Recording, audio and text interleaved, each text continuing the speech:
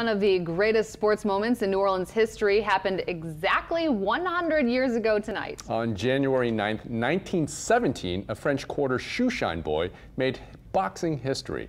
Sports director Doug Mouton brings us his story. Yeah, that's right. 100 years ago, Pete Herman became New Orleans' first boxing world champion, the first Italian-American world champion. And he did it here in New Orleans.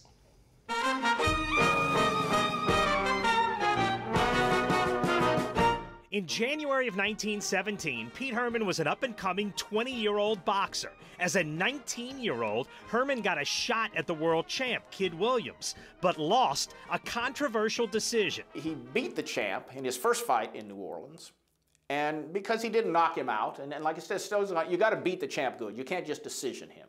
And so Pete finagled another fight. To sway Kid Williams back with the title, I think he paid him $5,000, which was big at the time, and let him have his own referee. At that time in boxing, the referee was the sole judge, and Kid Williams' hand-picked referee awarded a close decision to Pete Herman. The first world champion New Orleans ever had. It was amazing. It was an amazing moment for New Orleans. Now, Pete Herman grew up in the French Quarter, and he wasn't born Pete Herman. He was the son of Sicilian immigrants born Pete Galata. Like many sons of immigrants at that time, he dropped out of school in the 8th grade to get a job. He was a French Quarter shoeshine boy. His father, hauled bananas off the freighters, on the river wharf, and Pete in 2 years made himself the best shoeshine boy. His father retired. He made more money shining shoes than his father was making working on the wharves. And he supported his family from that point forward, his mother and father. Pete Galata had athletic ability, and boxing was a glamorous sport at the time. So he started fighting and changed his name originally so his father wouldn't know he was boxing. And the shoeshine experience helped. If you ever get in a shoeshine, they take that rag and they go 1,000,000 miles an hour up and down. And he did that for years.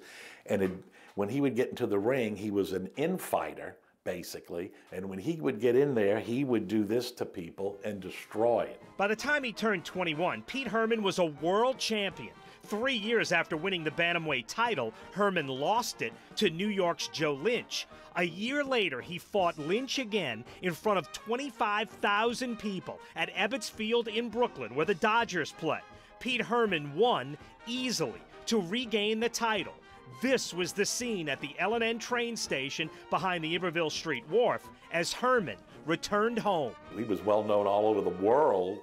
But New Orleans, he was #1. You're talking a Drew Brees type of celebrity. I want you to see, viewers, scenes at the L&N Railroad Station. In 1967, Pete Herman came on Channel 4 with Hap Glaudy. And look at that crowd at the L&N station, Pete.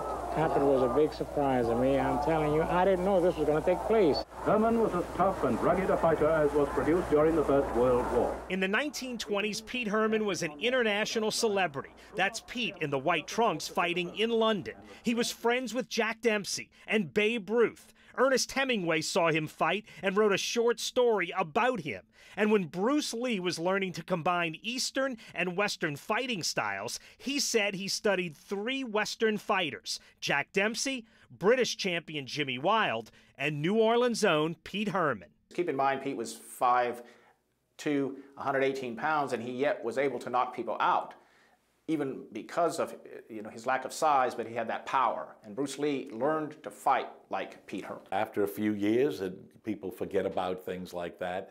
But back then, 50 to 100 years ago back, everybody knew who he was. At some point in his boxing career, Pete Herman took a thumb to the eye and gradually lost his sight. But he stayed sharp. He made $500,000 boxing at that time, which is roughly equivalent to $10 million now. And he invested it wisely, including in a nightclub in the French Quarter called Pete Herman's. Pete was a very wealthy real estate investor. He had his nightclub. Honestly, he seemed to excel at everything, and he was a humble man.